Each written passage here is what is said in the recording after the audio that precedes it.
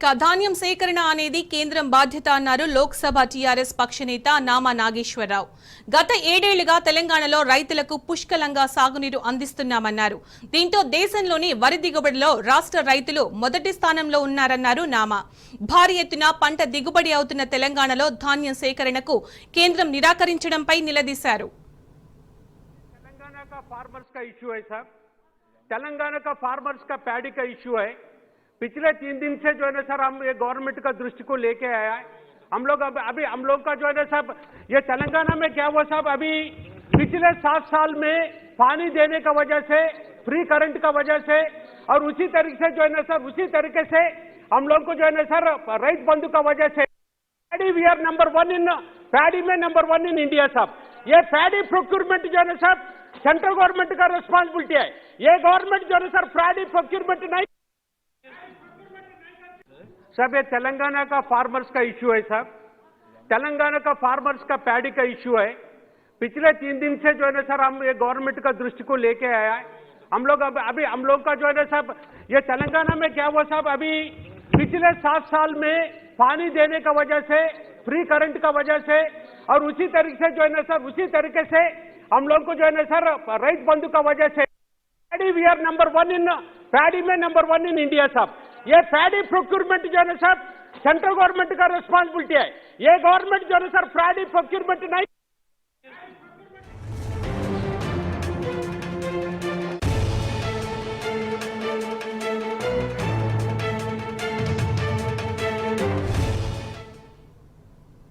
అటు లోక్సభలో టీఆర్ఎస్ ఎంపీల ఆందోళన కొనసాగుతోంది. కేంద్ర ప్రభుత్వం జాతీయ సమగ్ర ధాన్యం సేకరణ విధానాన్ని ప్రకటించాలని డిమాండ్ చేస్తూ లోక్సభను స్తంభింపచేస్తున్నారు టీఆర్ఎస్ లోక్సభ సభ్యులు.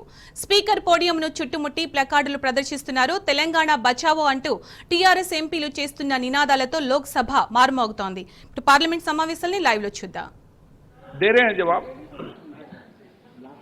आदरणीय स्पीकर साहब, प्लीज सीटेड। माननीय बालू जी, जो कि हम लोग बहुत दिनों से एक दूसरे को जानते हैं और बहुत ही काबिल व्यक्ति हैं, मैं उनको जानकारी देना चाहता हूं और उनको जानकारी होगी भी कि इस पैंडेमिक पीरियड में पिछले 2 वर्षों से हज यात्रा नहीं हुई और इसी मोदी जी के शासनकाल में ही आपको भी मालूम होगा कि सबसे ज्यादा जो हज यात्रियों का कोटा है भारत का, वो इसी कार्यकाल में बढ़ा है। यानी कि हिंदुस्तान जो है इंडोनेशिया के बाद सबसे ज्यादा हज यात्रियों को भेजता है।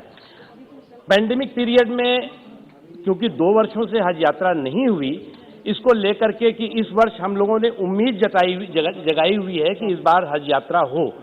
इस दृष्टि से तमाम जो वरिष्ठ अधिकारी हैं, तमाम जो एजेंसीज हैं, चाहे सिविल एविएशन हो, चाहे हेल्थ डिपार्टमेंट हो, चाहे होम डिपार्टमेंट हो या और भी और जो सऊदी अरब का सरकार से संबंधित है, तो हमें हज यात्रा करने के लिए हमें सऊदी अरब जाना है और इसलिए जो भी प्रोटोकॉल है उनकी सरकार का और उस देश का, उनकी सरकार का और उस देश का, उसे हमें पालन करना ही होगा। और इस दृष्टि से जो 21 एम्बार्केशन पॉइंट थे उसकी जगह पर इस बार 10 एम्बार्केशन पॉइंट से भारत के हज यात्री जाएंगे। इसका मतलब ये नहीं है, इसका मतलब ये हम जो पैंडेमिक प्रोटोकॉल है उसके सम्मान में हमने किया है और उसके अनुपालन में किया है और हमारी इच्छा है कि हिंदुस्तान के सभी हज यात्री हज यात्रा पर जाएं। असाउद्दीन ओवैसी जी, आप कुछ बोलना चाहते थे? ओवैसी जी, हमारे मंत्री से पूछना चाह रहा हूँ कि ये पीएम स्कीम में, मदरसा मॉडर्नाइजेशन स्कीम में इन्होंने कहा कि 520 करोड़ रुपए दिए यूपी में। सर, यूपी में आपने अब तक 5 साल में कितने पैसे दिए और इस साल देने का कितना पैसा देंगे वो मदरसा मॉडल स्कीम के साथ? 50,000 टीचरों को तनख्वाह नहीं मिली। मंत्री जी जवाब दीजिए इसका।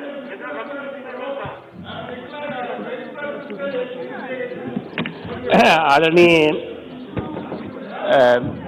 ओवैसी साहब, आपने इस संबंध में एक चिट्ठी भी लिखी थी और इस संबंध में आपका पत्र भी आया।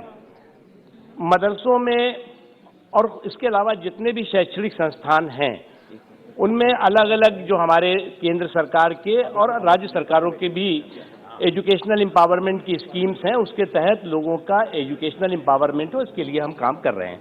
जहाँ तक सवाल है मदरसों का, अलग अलग मदरसों के बारे में जो ये आप दोनों मित्र हैं? नहीं, आप दोनों मित्र हैं, दोनों मिलकर बात कर लेना। मदरसों का पूछा है उन्होंने, उसमें जो है वो इस देश में, जैसा कि आप जानते हैं, आप दोनों कि लगभग 28,590 मदरसे हैं जो रजिस्टर्ड हैं, और उसमें जो है वो 1,47,000 टीचर्स हैं, और इन 1,47,000 टीचर्स के अलावा जो है वो हमने जो अलग अलग स्टेट के मदरसे बोर्ड हैं, उन मदरसे बोर्ड और राज्य सरकारों द्वारा जो भी रिकमेंडेशन आती है, उस रिकमेंडेशन के आधार पर हमने जो है वो अभी 3-4 दिन पहले ही जो है वो उन राज्यों की जो मांगे थी उसको हमने अप्रूव किया है, और उनसे यूसी आएगा तो उसके बाद रिलीज होगा। Thank you. आप दोनों मित्र हैं, बालू जी और आप दोनों मित्र हैं। आपको मंत्री जी बुला रहे हैं आपके चेंबर में, आपको बैठकर बात कर लेंगे। सिविल एविएशन मिनिस्टर भी साथ में रहेंगे और इस समस्या का सोल्यूशन कर लेंगे। मैंने रास्ता बढ़ा दिया। आपके साथ माननीय मंत्री जी बैठ रहे हैं, सिविल एविएशन मिनिस्टर बैठ रहे हैं, दोनों बैठकर बात करना चाहते हैं। सिविल एविएशन मिनिस्टर एंड मंत्री जी, दोनों मंत्री जी बैठकर आपसे चर्चा कर रहे हैं आपके चेंबर में और समस्या का सोल्यूशन करेंगे। ओके? नो, मैंने सोल्यूशन निकाल दिया है। मैं हर चीज का, समस्या का समाधान करता हूं यहां पर बैठकर। आपको बता दिया है कि सिविल एविएशन मिनिस्टर, अल्पसंख्यक मंत्रालय, दोनों मिनिस्टर बैठकर आपसे चर्चा करेंगे, बातचीत करेंगे और समस्या का जो भी बेहतरीन समाधान होगा, कोविड पालना करते हुए उसका समाधान करेंगे। That's all. माननीय सदस्य, मुझे कुछ विषयों पर स्थगन प्रस्ताव की सूचनाएं प्राप्त हुई है। मैंने किसी भी स्थगन प्रस्ताव की सूचना की अनुमति नहीं दी गई है।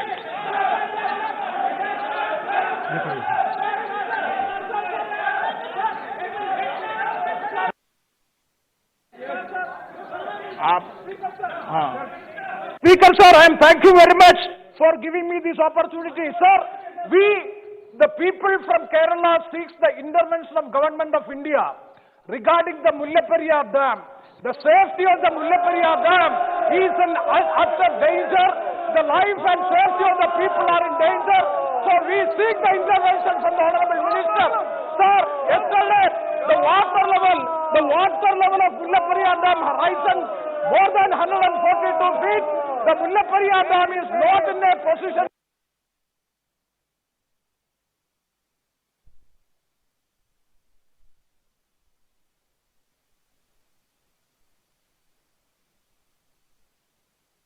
सभा पटल पर रखे जाने वाले पत्र। Item number 2, Gajendra Singh ji Shekhawat. अपने अध्यक्ष